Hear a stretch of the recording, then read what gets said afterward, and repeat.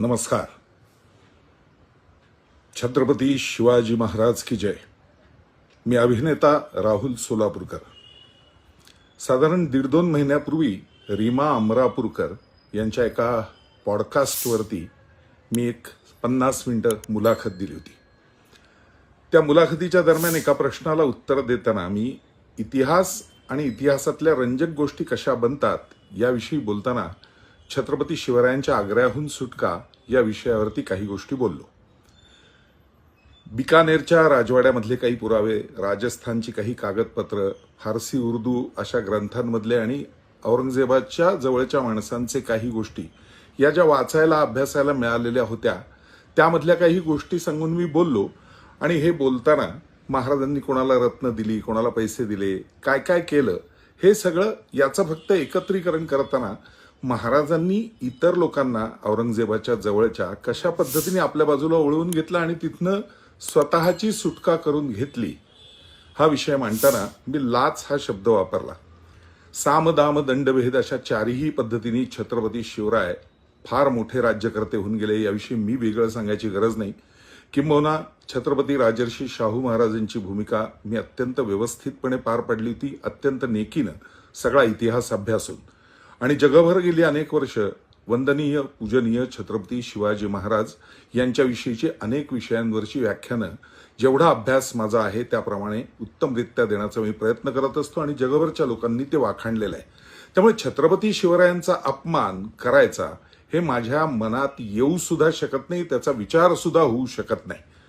कुणीतरी फक्त त्या पॉडकास्टमधली 2 वाक्य काढून महाराजांनी लाच दिली असा हा बोलला असं म्हणून त्याच्यावरनं जे काही संपूर्ण गदारोळ उठवायला प्रयत्न केला आहे, माझं असं प्रामाणिक सांगणं आहे, यातला कुठलाही हेतू माझा महाराजांचा एवढासा सुद्धा नखबर सुद्धा अपमान करण्याचा नाही.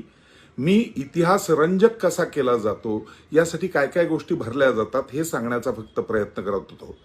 पण हे बोलण्याच्या नादात लाच या शब्दामुळे जर शिवभक्त शिवप्रेमी नाराज झाले असतील तर मी मनपूर्वक दिलगिरी व्यक्त करतो.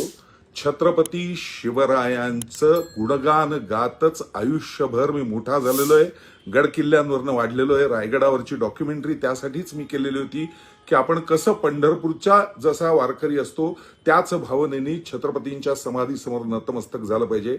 अनेक कार्यक्रमांना आणि महाराजांच्या इतर सर्व गोष्टींना सातत्याने वंदन करून पुढे जाणारा एक मी शिवप्रेमी नागरिक आहे महाराष्ट्रातला. त्यामुळे ज्या कोणाला असं वाटत असेल की मी काही बोलल्यामुळे भावना दुखावल्या, शिवाजी महाराजांना कमी लेखण्याचा प्रयत्न केला, तर असं माझ्याच्यानी स्वप्नात सुद्धा होऊ शकत नाही. हे कायम लक्षात ठेवा. माझं प्रामाणिक मत एवढंच आहे की याच्यावरनं उगाच काहीतरी महाराष्ट्रात गदारोळ उठवू नका. तुम्ही म्हणत असाल तर इथून पुढे शिवाजी या विषयावर मी बोलणं सुद्धा बंद करेन. मी जो काही विषय मांडण्याचा प्रयत्न केला होता तो विषय मांडताना मी फक्त मूळ इतिहास आणि रंजकता असा विषय घेऊन त्याविषयी बोललेलो होतो.